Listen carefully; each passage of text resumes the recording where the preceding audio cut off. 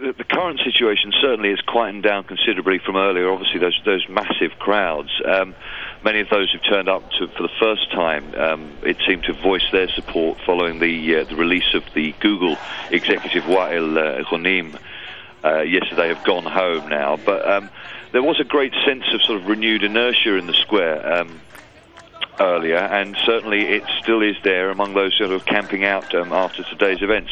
I mean, one protester said to me she felt that today was like a new beginning all over again.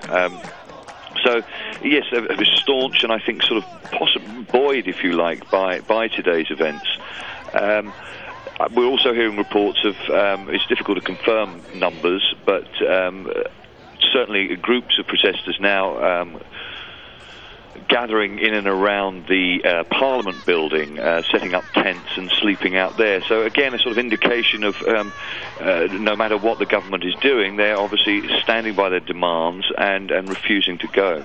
Yeah, and they seem to be taking these protests outside of the focal point, which is Liberation Square or Tahrir Square, as you're saying, by going to the Parliament. But let me ask you, I mean, today was a big day of concessions, as we saw, on the part of the government. What do the protesters have to say about what the Vice President is offering? Well, it's interesting because they see these concessions, and there have been obviously a lot of them, let's not forget, as being bribes almost. And each bribe, so to speak, quote, is seen as a little victory.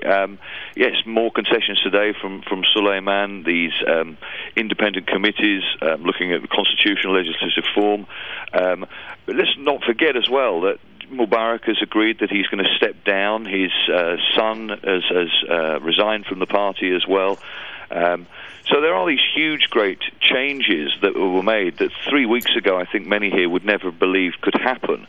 But they see these, the protesters see these, as I say, as being sort of miniature victories, if you like. They call it sort of a half revolution.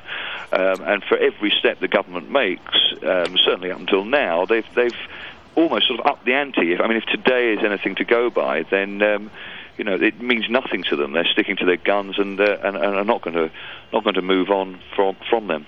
All right. Thank you very much for that update.